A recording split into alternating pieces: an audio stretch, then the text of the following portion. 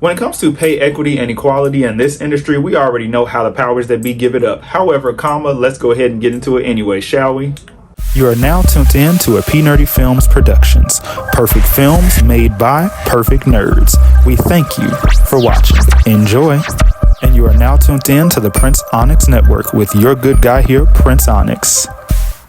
Hey everybody, what's going on? It's your good guy here, Prince Onyx, Onyx, you already know. So the other day I finally saw Sinners and I'm so excited that I saw it. Oh my God. I got to see it a couple of more times before I can do a review, because that first time, oh my God, you know what I'm saying? Finally seeing it, but I definitely got to go back and see it. But what I will say is, before I get into this, bravo to the cast, the team, the producing team, Ryan Coogler, his wife.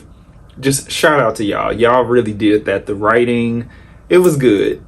Y'all really did that. And honestly, if there were to be another installment, because I don't know if they would try, if the studio would try to make this like, you know, a trilogy or a franchise or whatever, I'm not sure. But what I will say is that, yeah, the most they could probably do is a prequel, because if you've seen the movie by now, including all the way to the end, I wouldn't see the point of a sequel. I just wouldn't see the point, because it's like, if you know, you know. It's like, okay, girl, what would the sequel be about? Like, what? Anyway, a prequel, yeah, but a sequel, not really. Anyways, let's get into it. So one of the many controversies involving this is, you know, basically, like I said in the intro, pay equality and equity, essentially. So word on the curb is not the budget breakdown, but the pay breakdown is that Michael B. Jordan, he got allegedly $4 million, even though his fee is typically $5 million. Haley Stanfield, who is Oscar nominated, by the way, which I definitely feel like that plays a role into it. Also because she's white, let's just call the thing a thing. She got $1 million. Then when it came to Wanami Mosaku, as well as, let me put on my glasses, that way I can actually get these people right, okay, and get my laptop. So when it comes to Jack O'Connell and Wanami Mosaku, they each are rumored to have earned $250,000, which is $250,000. When it comes to Omar Benson Miller, he is suspected and speculated to have made $85,000, while Jamie Lawson earned $70,000. And Delroy Lindo received $80,000. Now, granted, again, these figures are not necessarily official.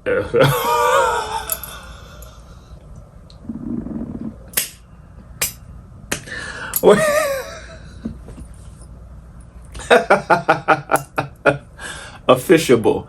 When I tell you, I just be making up words. Anyway, these figures are not official, but they do seem plausible. That's what I was trying to say. So, you know, it is unfortunate, you know, in a way. It's unfortunate because it's like, yeah, they definitely deserve more. I'm not going to hold you. They definitely deserve more. Somebody like Delroy Lindo, absolutely. Somebody like Omar Benson, absolutely. Wanami Mosaku, she's been in Marvel Productions.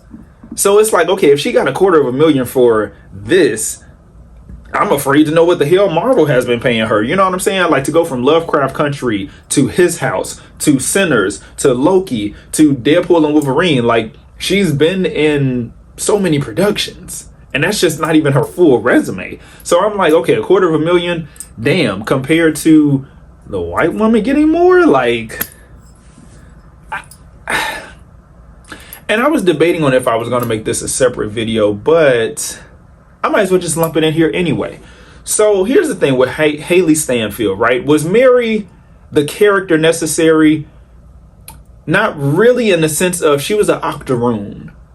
She was an octoroon. She had 1/8 of African black ancestry, 1/8 of it. So the whole thing about saying that she was passing, I ain't gonna hold you. I didn't really see her as passing in that movie. Like, maybe if y'all had hired a actual biracial actress who is white passing, then okay, you know what I'm saying? Then we could have a conversation, because that was another thing too, is that people have felt the way, including King of Reeds. You know, I'm just reporting what I've been seeing. Okay, so this ain't no hate.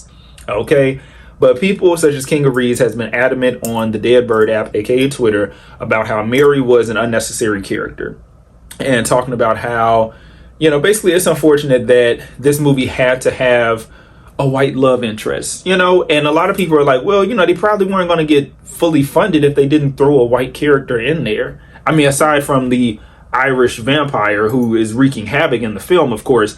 But it's like, yo, this is we already see what the agenda is. We see what the propaganda is. We already see what it is. The damsel in distress, tragic mulatto, octoroon, and here's the black man.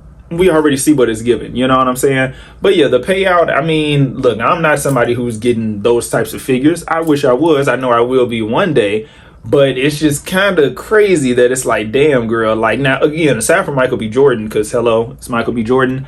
Haley Stanfield, I only know about her because she was in a Hawkeye series. And that's been recently. So she's somebody else who's in the MCU. And, you know, that's, again, recently. So I'm just like, oh, okay. But also it's just like, you got 1 million. And then everybody else after that, again, the breakdown, it just kept getting like kind of lower and lower and lower to where it's just like, damn. But then, you know, hey, people got to be thankful, right? You got to be grateful. You got to be humble. But it's like, yo, bro, people who have long resumes and have really been doing this shit, they deserve a little bit more. And maybe, just maybe, I don't know, maybe Michael B. Jordan and Ryan Coogler could have fought for them to get paid more. I'm not sure. You know what I'm saying? I'm not sure. And this ain't to rustle or ruffle any feathers. I'm just calling it like I see it. I'm like, hey, I don't know if they could have. They most likely could have. I don't know why they didn't. I'm going to leave that up to them. All I know is I enjoyed the film. But yeah, I definitely feel like the black actors definitely deserve more. They definitely deserve more. Because, I mean, here's the thing. If people want to go with that logic and that whole idea that, oh, well, they had to include a white person in order to get white people to watch it. I'm going to go out on a limb, and that's a strong limb that I'm going to go out on, and say that Michael B. Jordan is enough of a crossover star to where the white people were going to show up anyway.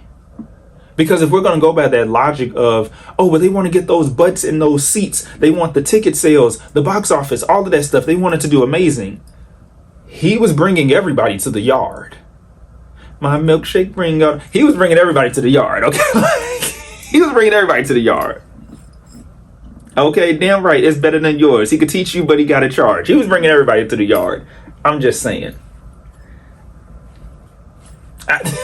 I'm just saying, y'all. He was bringing everybody out regardless. But something else that I want to talk about, too, when it comes to sinners and the unnecessary criticism. Variety, what was your issue, really? What was your issue? Because it's crazy how even Ben Stiller had to call y'all out. Ben Stiller had to even call y'all out. Because here y'all were. Hold on, let me get the glasses back on, okay? Let's because these ain't just for aesthetics, unlike some people who like to pretend to be nerds, okay? Let's go ahead and get into it, shall we? Okay, so pull up this article. So, where you at? Where you at? Where you at? Where you at? But let's get into it, y'all, because this right here was just like, girl, what? So it reads, and this was from 420, ironically, so last Sunday. So, Variety had the nerve to say on the Dead Bird app, Sinners has amassed 61 million in its global debut. It's a great result for an original R-rated horror film. Yet, the Warner Bros. Release has a $90 million price tag before global marketing expenses. So, profitability remains a ways away. Really? So basically what you're trying to say is that, well, they're doing good so far, you know, with the opening weekend, but man, if they're really trying to recoup and they're trying to break even, they have such a long way to go.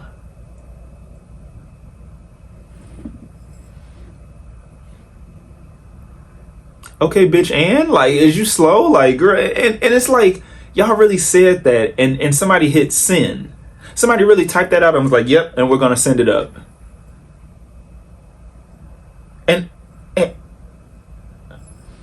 And then you're surprised at the reaction? Girl, let's go ahead and get into it, because again, getting back into it, Ben Stiller had to call y'all raggedy asses out. So, as it reads, as we go down the sinner's rabbit hole, all right? Because the media outlet definitely was so focused on their profitability with a question mark, like, oh, is this movie profitable? And you know what, before I even, to put that down for a second, that's the problem when it comes to films that have predominantly black cast. Even when there's a sprinkle of a white person in there, like Agent Ross in Black Panther, Mary in Sinners, whatever the case is, when there's even a sprinkle of a milkmaiden or a milkman in there, they will still say, well, is it going to be profitable? Is it going to make that money back? Because because y'all stay thinking that we don't show up for our own, which is a false equivalency and a false narrative. We show up, especially if it's good. We show up. We have movie stars. I know people feel like, movie stars are kind of a dying breed because a lot of our movie stars, such as Queen Latifah, Denzel Washington, Will Smith, LL Cool J, and so many others, are getting up there in age, especially Denzel. You know what I'm saying? They are getting up there in age. But I mean, if Tom Cruise can do Mission Impossible number 70, I mean, what's really the issue? I mean, apparently this last or new Mission Impossible movie is supposed to be the last. We'll see, but it's just like Tom Cruise is still doing what he's doing. So what's the issue? We know what it is. Okay, we know what it is. Let's just wake it up, clock it, and clock in. We know what it is, and we're going to call it out. But again, it's crazy how somebody like Ben Stiller, who is also a movie star in his own right, had to call y'all out. Anyway, getting back into it, because again, what's really tea? We have movie stars. Again, if people were afraid that, oh, well, the white folks weren't going to come. One, why are you still seeking validation from them? Why are you still seeking validation and acceptance from them? Why are you still seeking their attention? Does it mean that much more to you than that of the attention and the appraise and the approval and the acceptance from your own? Let's really wake it up. Even though I don't think that's what Ryan Coogler was looking for either way. I don't think he was looking for that at all. Again, Michael B. Jordan can pull everybody into a theater. Chadwick Boseman, may he rest in peace and power in paradise. He also, another one, could pull people into the theater. We have the actors who can pull people in. No question about it. They basically break through those racial barriers. If we're going to have that conversation, they absolutely do. They do. They absolutely do.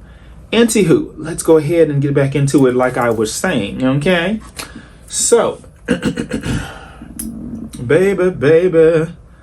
Ooh, child, all these damn advertisements on this website. Girl, if y'all don't go on some damn well.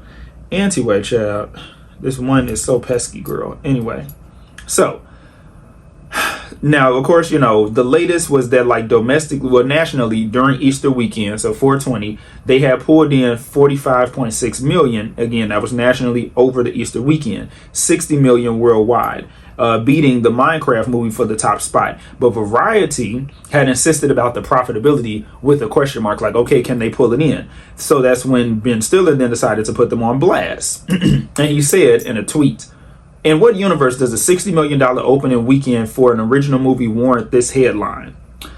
Negating the news that the movie had brought in the most money in the opening weekend for an original movie since Jordan Peele's Us that took in $70 million in 2019. The media outlet chose to focus on the movie not meeting the staggering $90 million that it took to produce the movie. The suspicions of racial politics took root right away, since out of all the people to bring it to our attention was the likes of Ben Stiller, a white actor who may have seen the irony of the media's outlet reporting. Yet he wasn't the only person to notice that Variety seemingly played that card, as most folks in and out of Hollywood would speculate that most movies that are released, depending on the budget, would not immediately turn a profit after merely 3 days of a release. Its opening weekend, reads Patrick Schwarzenegger. Variety saw a black director doing well and said, not on my watch, which was a random user on there. Joe Russo said, he tweeted, Variety, why didn't the movie make all of its money back in 3 days? And so on and so forth. There are other tweets in the article as well that will be included in the editing. So it's crazy how, again, everybody in and out of the industry was calling out this phenomenon. Yes, I forgot my glasses were on. Anyway, it's crazy that everybody had noticed that and was like, okay, girl, it was the opening weekend. And you guys over there at Variety felt like, well, girl, I don't know if they're gonna make that money back. It's only been 3 days. Why didn't y'all make it back? Bitch, it was 3 days last weekend. They've made more money now. And now that they have been well on their way to making more and more and more nationally and internationally. Variety, where are you at? Because it seems like y'all are mighty quiet now. Y'all are mighty quiet even though they've been bringing in the big bucks. They've been bringing in the big bucks. Like, the profitability of a black film, people are usually banking on it to fail. They want to be able to say, see, y'all are not profitable without us. They want to be able to say that. And again, even when we include them, they still want to be able to say that, not without us, you're still not profitable. This is why, again, supporting these films such as Sinners, and even supporting a film such as The Woman in the Yard, which I've supported both, and supporting all of these films that come out that feature us, made by us, for us, whatever the case is, because Sinners is definitely for us. Never get it twisted, okay? It's definitely for us. The industry will always find a way to be like, we don't think so. We think not.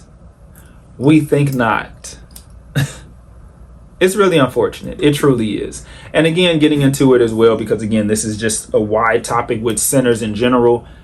The character Mary, they could have casted a biracial black woman who was white passing. They didn't necessarily have to go with Haley Stanfield. We can debate and talk about the semantics and the optics of the fact that, well, she is Oscar nominated. Okay, she is. I'll give her that. You know, she might win it. She might not. Knowing her, she probably will because she's white. But we can argue that, but it's just like, damn, they could have gave that opportunity to somebody else. They really could have.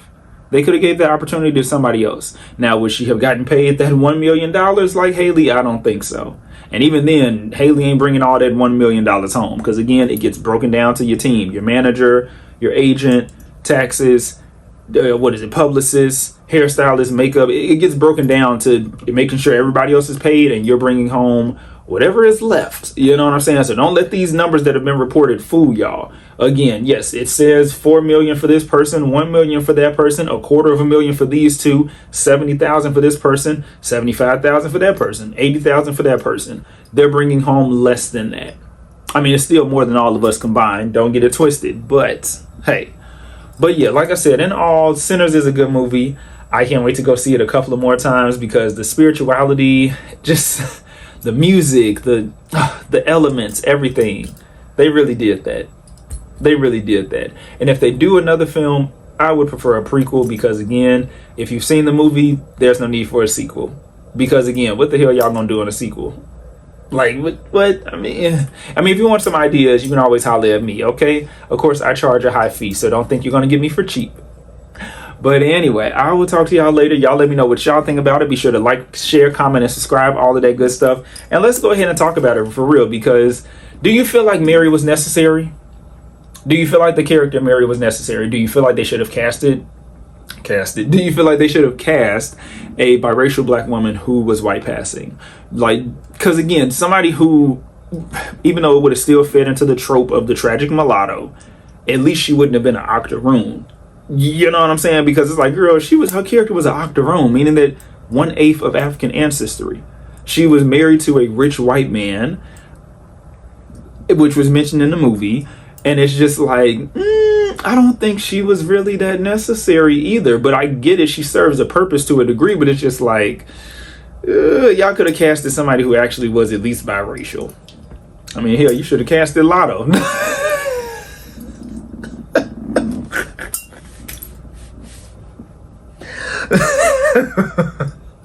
Let me stop. Oh my goodness. But anyway, y'all already know. Like, share, comment, and subscribe. Get down there in the comments. Let me know what's going on. And let's have a conversation. Have you seen Sinners yet? Do you plan on seeing it? You should.